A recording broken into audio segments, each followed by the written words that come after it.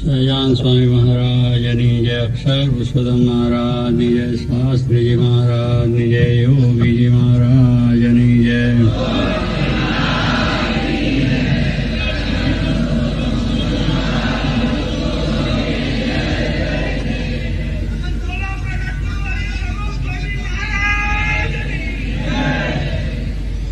ઉત્સવની વાત કરતા ઉત્સવ સુધી પહોંચી ગયા છે. બધાએ ખૂબ સારી રીતે મહારાજને રાજી કરવા માટે સેવા કરી છે અને દરેક જાતના રિપોર્ટ જ્યારે મળે છે ત્યારે બધા યુવકોએ ખૂબ જ મહેનત અને પુરુષાર્થ કર્યો છે. દરેકે નાના મોટા હરિભક્તભાઈ કે જ્યારે આ જમીન તૈયાર થવાની ત્યારે જે આગળથી આવ્યા છે ત્યાર પછીથી આવ્યા છે એ બધાની જ્યારે વાત સાંભળી ત્યારે ખરેખર થાય છે કે જીવમાં સાચી રીતે ભગવાનનો સંતનો મહિમા હોય ત્યારે જ આવું કાર્ય આવી સેવા આવું થઈ શકે છે. કારણ તે વખતે આ જમીન તો એકદમ એટલી બધી ખરાબ હતી, કંઈ ઊભું રહેવાનું મન ના થાય. ઘાસ પણ ઉગેલું, ખાડા પણ ટેકરા, દુર્ગંધ પણ મારે. પેલી અમારી તરફતોરી મોટું ઘાસ એટલે સાપ પણ ત્યાં રહેતા, સાપ બધા. એટલે તે વખતે એ કામ કરનારોને સાપ પણ દેખાય, ત્યાં આગળ ફરતા હોય પણ, અને મચ્છર પણ એટલા હોય છતાં પણ એ બધાને ન ગણકારતા શરીરને કષ્ટ વેઠીને મહારાજને રાજી કરવા માટે આ સમયાનો સેવા જે કરી અને ખૂબ રીતે સફળતાપૂર્વક એ કાર્ય બધાએ કર્યું છે તેને ખૂબ ધન્યવાદ છે. ક્યારેક આવું કાર્ય ન થાય, ગમે એવું હોય તો મૂકીને ચાલ્યું જવાય કે હવે અહીંયા આવ્યા છે ત્યાંથી અને આ બધી ઉપાધિમાં આ બધું કામ કેમ થાય. પણ છતાં બધાએ જે સુખી રીતે રહેતા એવા છોકરાઓ અને બીજા પણ બધા નાના મોટા એ કરીને સેવા કરી છે. ઘણાને ઘરના પ્રસંગો આવ્યા તો પણ મૂકી દીધા. કોઈને લગ્ન પ્રસંગ હોય, કોઈને મરણ પ્રસંગ થયો, કોઈને મોદું થયું હોય, કોઈને કાંઈ થયું હોય તો પણ આ સેવા મૂકીને ગયા નહીં. એ પણ મહારાજે કહ્યું છે કે આપણે ભગવાનને સંતમાં એ હોય તો પછી આ બધું મૂકી શકાય છે ને કે મૂકી શકાતું નથી. એટલે આવું અદ્ભુત કાર્ય બધાથી થયું છે એ ભગવાનની કૃપાથી અને એક મહિમાની દ્રષ્ટિ છે એટલે આ બધું કાર્યની સેવા થઈ છે. આવું સ્વામી કે આપણે નિરંતર કરવાનું છે. મનની અંદર આવી દ્રઢતા એ નિરંતર આપણા જીવમાં રહે તો સ્વામી કે દરરોજ અહોહો થયા કરે કે આપણને આનંદ આવ્યા કરે. અને એવું નિરંતર જો ન રહે તો સ્વામી પાછો સત્સંગ મોરો પડી જાય, મન પણ મોરું પડી જાય. માટે સ્વામી કે આવું આ વસ્તુ દરરોજ તાજીને તાજી રાખવી. આવો મહિમા, આવી કથા, વાર્તા, સેવા, ભક્તિ એ નિરંતર તાજું રાખવું. જોકે મહારાજ વાત કરતા કે લીમડીની અંદર દિવાન સાહેબ હતા, ઝવેરભાઈ દિવાન સાહેબ વિરસદના હતા, લીમડી ઠાકોર સાહેબ ત્યાં એ પોતે ત્યાં લીમડીના દિવાન હતા. એ દિવાન સાહેબ પહેલાં જ્યારે ઓફિસમાં બેઠા હોય, પહેલાં જાણ તો આપણે જેને ઓફિસમાં પેલા પંખા લાઇટ બધું નહોતું ત્યારે બહાર એક નોકર બેઠો રહે, બેઠો પેલો મોટો પંખો નાખે અને બીજું કામકાજ હોય તો પણ તરત આવે. એટલે પેલો ઘંટડી વગાડે, ઓફિસમાં નથી પહેલાં ઘંટડી હતી, અત્યારે ઇલેક્ટ્રિકથી બધું ચાલે. ત્યાં વગાડે એટલે પેલો પટ્ટાવાળો આવે, આવીને તરત ઉભો સલામ, વળી 5-10 મિનિટ થઈને વળી પાછો જાય ને વળી પાછી ઘંટડી વગાડે આવે. એટલે જેટલા વખત દાડામાં 25 વખત આવે તો પણ એટલે આમ વ્યવસ્થિત રીતે સલામ કરે, તાજી સલામ. ત્યાં એક વખત સવારે કરી છે વળી પાછું બીજું ક્યાં ટકલતા રહે, પછી આમ ના કરે પણ તેવું જ બરોબર. એટલે કહેવાનું સ્વામી કે તાજી સલામ કે મોરો ના પડે. જે દાડામાં 25 વખત કરવું પડે તો પણ મોરો પડતો નથી. વેપારી માણસ છે એ પણ વેપાર કરે છે, કાપડના વેપારી હોય તો ગ્રાહક આવે અને દરેક ગ્રાહકને 25 તાકા કાઢે, આ તાકો, આ નહીં, પેલો લાવો, પેલો લાવો, તોય પણ થાકે નહીં. માલ લે કે ના લે પણ એને આખો દિવસ એટલા જ પ્રેમથી, એટલા જ એમાંથી બહુ સરસ માલ છે, સારો માલ છે. એટલે દરેક જે વેપાર કરનારા માણસ છે એ પણ પોતાનો માલ ગ્રાહકને આપવામાં, સમજાવવામાં થાકે નહીં.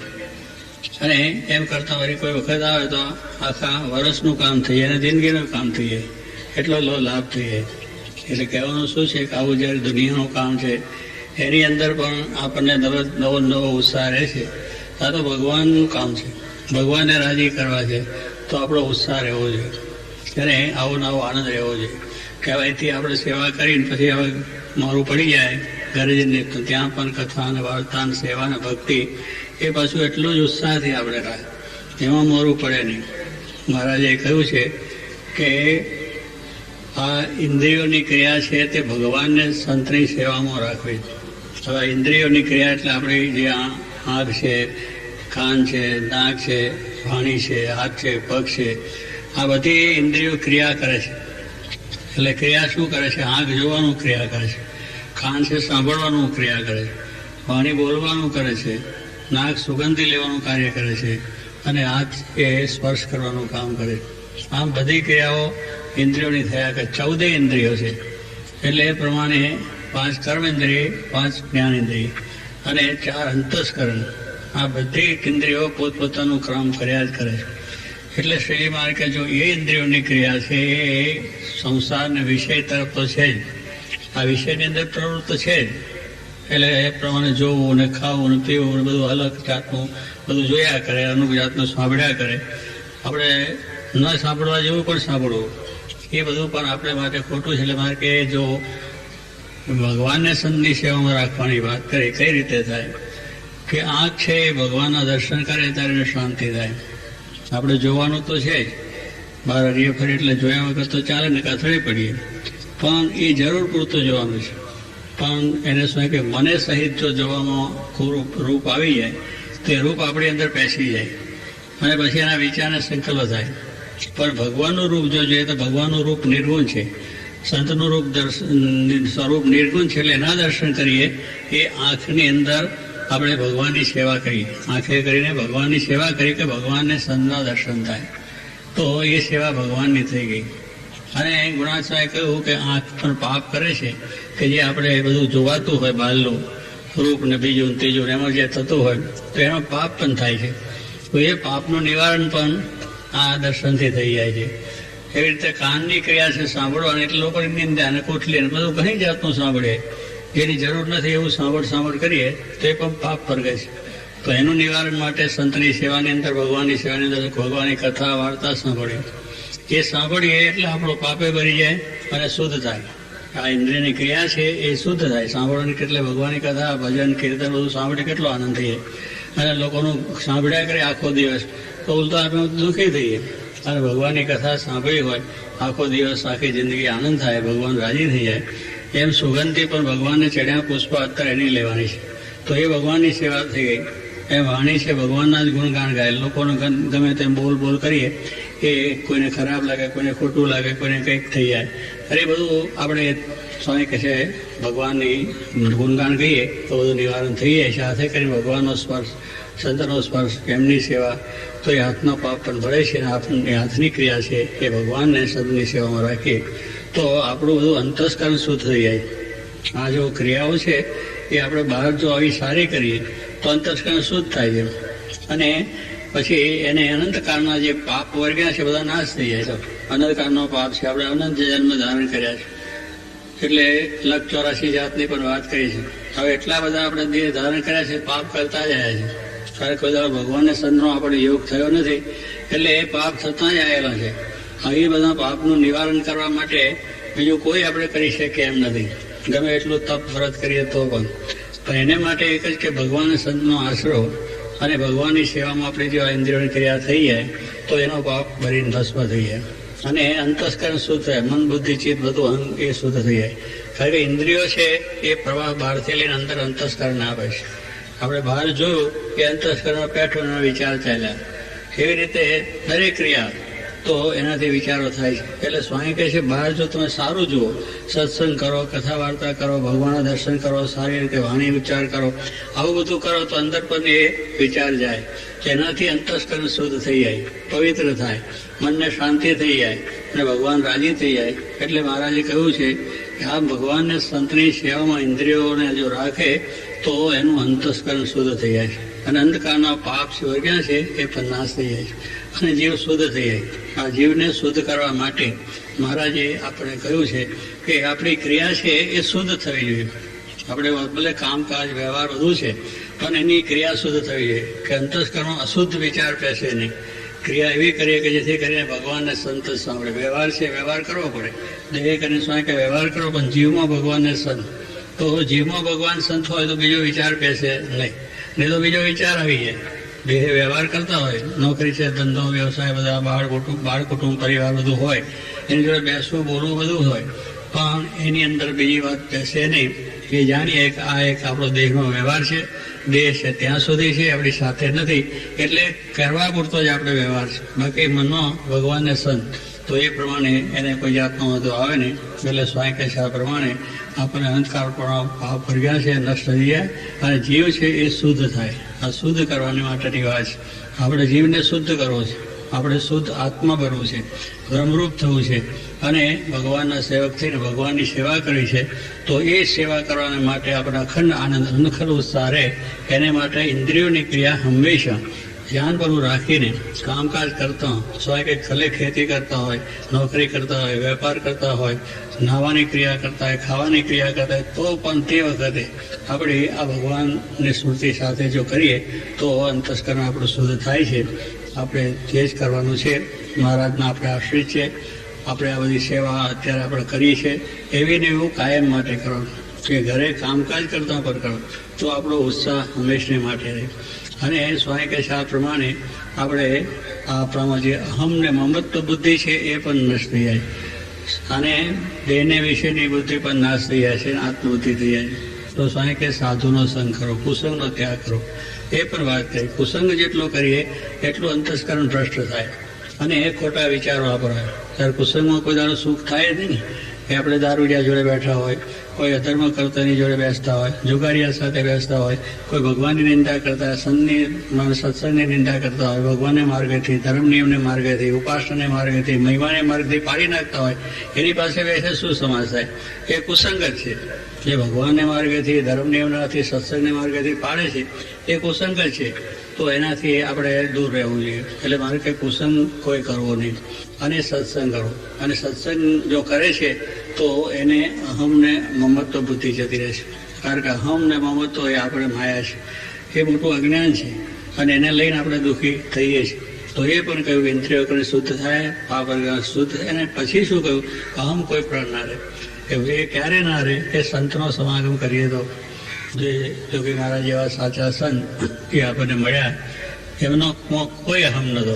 અહમ નહીં, મમત્વ નહીં, મારું નહીં, તારું નહીં, રાગ નહીં, દ્વેષ નહીં. આપણે બધાએ દર્શન કર્યા છે.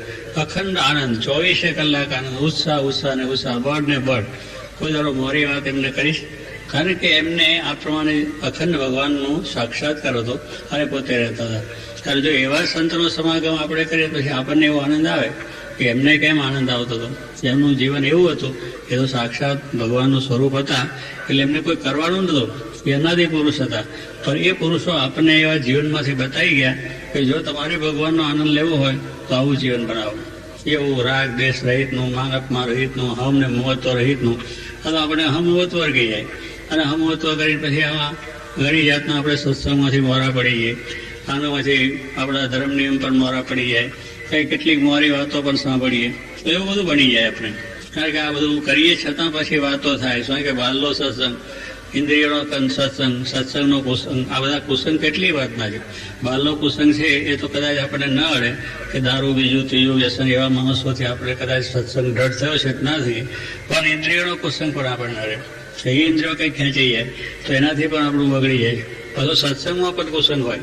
સત્સંગમાં કેટલાક મારી વાત કરનારા હોય કે આ બધું શું કરે, કેટલાય હોય સેવા બહુ સારી કરતા હોય તો બીજા જે મોરા હોય કે શું તૂટી મરે છે, તને શું બંધાઈ દેવાના છે, તને શું અહીં આપી દેવાના છે, મારે થતું એટલું કરો. એટલે આવી મોરી પર વાત કરનારા હોય. અને એ સ્વામી પણ મહારાજે ના પાડ્યું છે કે મોરી વાત કોઈ દિવસ કરવી નહીં. જો કે મારે કંઈ બળભરી વાત કરવી, મોરી વાત કેદી ન કરવી. આપણે ગમે ત્યાં જઈએ અને ગમે ત્યાં આપણે સત્સંગ કરતા હોય કે ઘરે હોય કે નોકરી હોય કે ધંધો હોય, પણ સત્સંગને માટે તો બળની જ વાત કરીએ તો અમને બળ મળે અને આપણે પણ બળ રહે. પણ એવી મોરી વાત કરીએ તો સત્સંગમાં કુસંગ કહેવાય. કારણ કે મોરી વાત કરવી એ પણ કુસંગ જ છે. અરે ભગવાનના મહિમાની, સંતની મહિમાની, સત્સંગની તો મહિમાની જ વાત કરવી અને બધા એકબીજાનો મહિમા પણ સમજવો કે હવે પછી આપણે પોતાનો એ કરીએ પણ બીજાનો મહિમા ન સમજતો હોય. સત્સંગનો દરેકનો મહિમા સમજવાનો, નાના મોટા દરેકનો, કારણ કે એ બધા એ ભગવાનના સંબંધો આવ્યા છે. દુનિયામાં માણસો ફરે છે, કંઈ ધંધો નિયમ ધર્મ પાળતા નથી, ભક્તિ પણ કરતા નથી, ખોટું કરે છે. હવે એના કરતાં તો અહીંયા આવ્યા છે સારા છે ને. એનો સ્વભાવ તો દરેકનો છે, સ્વભાવ દરેકે મૂકવાના છે.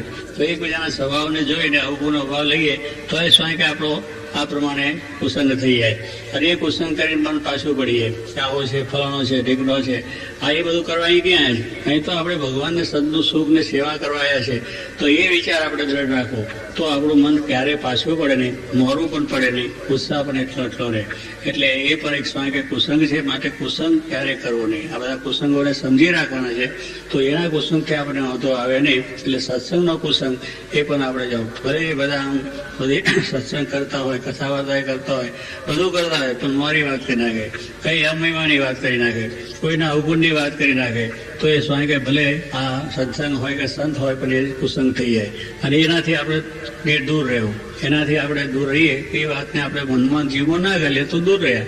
દૂર એટલે કે ભેગા તો રહેવાનું છે, પણ એની વાત જીવમાં ના ઉતરી જોઈએ, જીવમાં દ્રઢ ના થઈ જોઈએ કે જે વાત છે આપણે માટે નથી એમ જાણી અને આપણે મહારાજને વિશેની ભક્તિ, જેનાથી આપણને સત્સંગ દ્રઢ થાય, જેનાથી આપણે નિયંત્રણ દ્રઢ થાય, જેનાથી સત્સંગનો મહિમા સમજાય નાના મોટા દરેકનો, તો સ્વાય કે છે આપણે એમનો સમાગમ કરીએ તો આપણા વિશે વધતું થાય છે.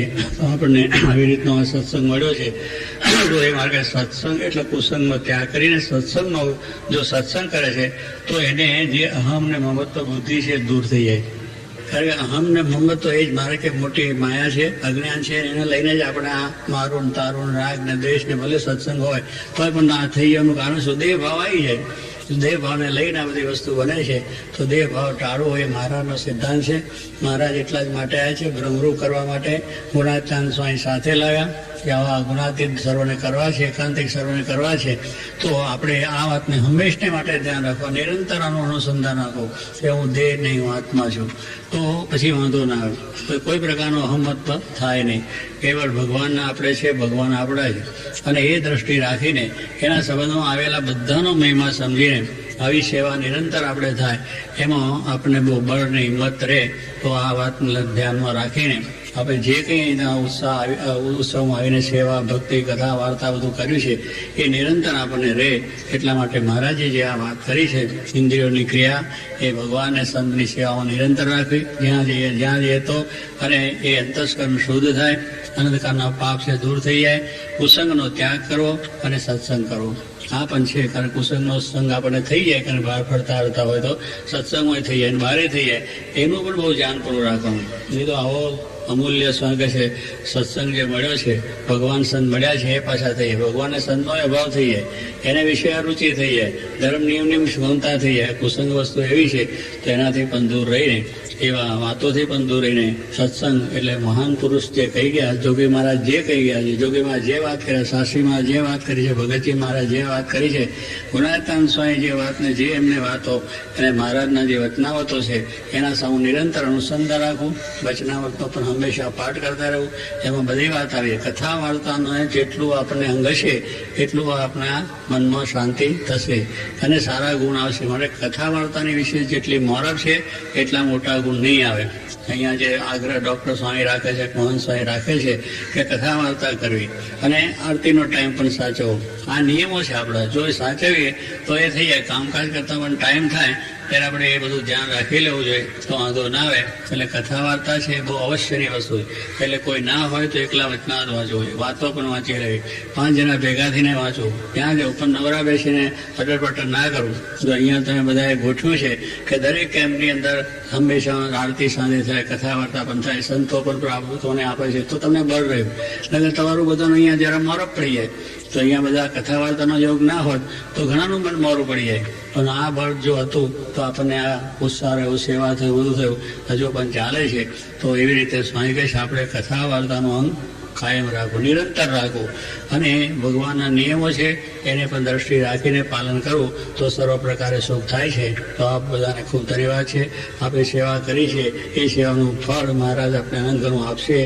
અંતરમાં શાંતિ થશે. પણ આપણો જે આ સત્સંગ અને આપણે જે મહારાજના વચન છે એ સત્સંગ હંમેશા રાખવો, કુસંગથી દૂર રહેવું અને ભગવાનની અંદર ભગવાનની સેવાની અંદર આપણી વૃત્તિ હંમેશને માટે રહે એવું વડ મહારાજ સર્વને આપે પ્રાર્થના.